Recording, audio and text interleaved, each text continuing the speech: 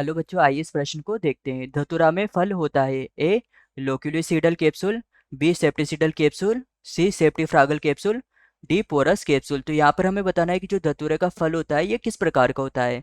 तो प्रश्न को देखते हुए हमारी मुख्य अवधारणा अवधारणा होगी कि फल क्या होता है होता है।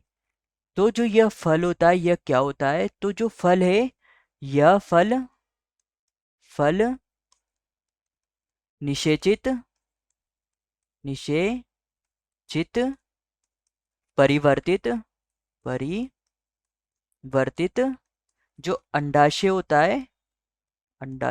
है यही आगे चलकर फल का निर्माण करता है इसे ही फल कहा जाता है। तो यहाँ पर प्रश्न ने हमसे पूछा था कि धतूरे में फल होता है। तो जो धतूरा होता है इस धतूरे का जो फल होता है यह फल शुरुआत में हरा होता है, जो आगे चलकर पीला हो जाता है हो जाता है आगे चलकर अर्थात समय बीतने पर यह पीला हो जाता है। तथा इस प्रकार के जो फल होता है धतूरे का यह गुदा गुदा गुदा युक्त होता है। तथा इस जो फल होता है इस फल में जो स्फुटन होता है इसमें स्फुटन पाया जाता है, जो सप्त ऋषि प्रकृति का सप्त ऋषि प्रकृति का होता है।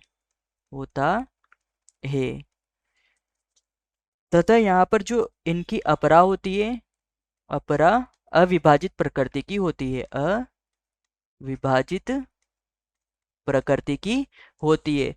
तथा यहाँ पर जो यह इस प्रकार का जो फल होता है इस प्रकार के फल को सेप्टिफ्रागल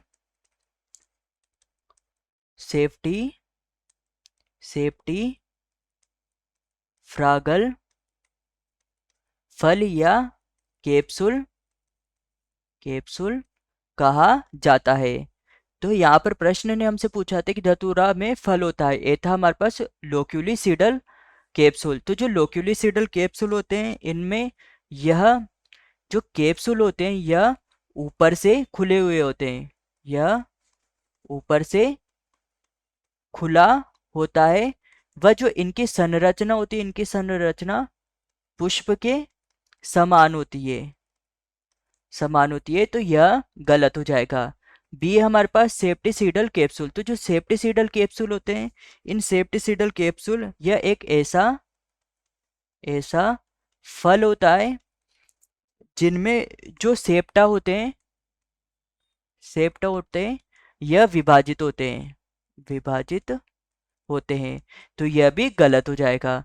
सी ए सेप्टिफ्रागल कैप्सूल। तो ये हमारा उत्तर होगा, क्योंकि जो धतूरा होता है इसका जो फल होता है यह सेप्टिफ्रागल कैप्सूल टाइप का होता है। तो यह सही हो जाएगा। वही डी है हमारे पास पोरस कैप्सूल। तो जो पोरस कैप्सूल है वो पोरस कैप्सूल होते हैं। इनमें जो ये कैप्सूल होता है अर्थात जो फल होता है इनमें छिद्र पाए जाते हैं, जिनकी सहायता से जो बीज होते हैं यह बाहर आ जाते हैं। तो यह भी गलत हो जाएगा। तो हमारा उत्तर होगा उत्तर सी। तो यहाँ पर हमारा प्रमुख सिद्धांत होगा कि फल पादप बीज को सुरक्षा प्रदान करता है। आशा है कि आप इसे अच्छी तरह समझ गए होंगे। धन्यवाद।